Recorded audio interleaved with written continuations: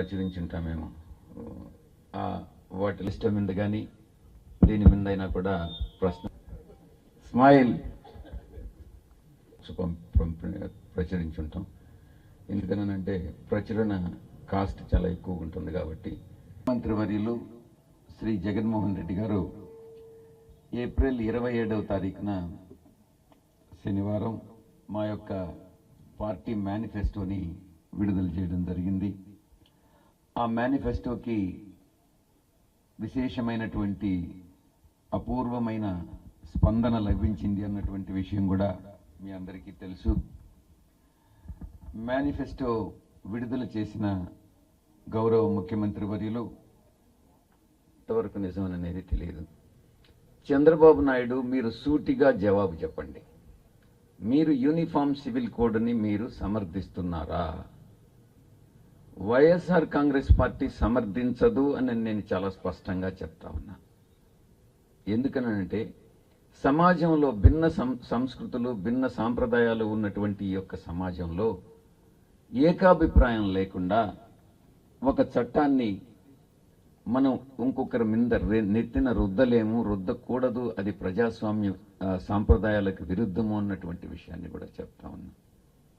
చంద్రబాబు నాయుడు తన వైఖరిని స్పష్టంగా చెప్పాలి. పవన్ కళ్యాణ్ తన వైఖరిని స్పష్టంగా చెప్పాలి.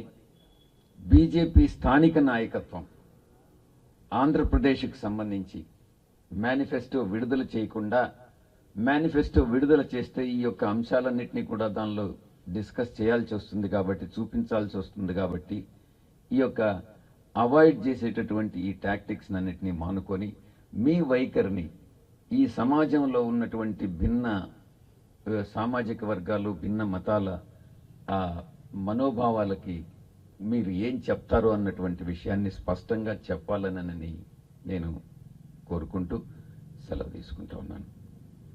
మేనిఫెస్టో అంతా కూడా కూటమిలో ఎవరు మేనిఫెస్టో రిలీజ్ చేసింది? జనసేన, తెలుగుదేశం పార్టీ. బీజేపీ దాంట్లో కలవలేదు. దాంట్లో బీజేపీ యొక్క మేనిఫెస్టో లాగా దానిలో చెప్పను కూడా లేదు. ఇది కూటమి మేనిఫెస్టో అని మీరు ఎలా అంటారు?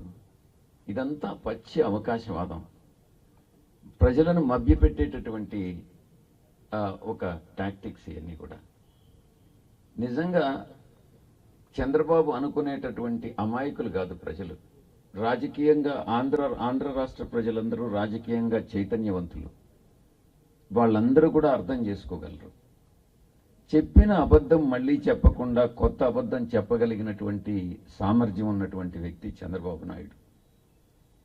గతంలో తను రాజకీయ జీవితం ప్రారంభించినప్పటి నుంచి ఇప్పటి వరకు కూడా కుట్రపూరిత రాజకీయాలు, హత్యా రాజకీయాలు, నేర ప్రవృత్తి కలిగినటువంటి వ్యక్తి చంద్రబాబు నాయుడు. అతనితో చాలా చాలా జాగ్రత్తగా ఉండాలి. ఇది ప్రజలకు అందరికీ కూడా తెలుసు.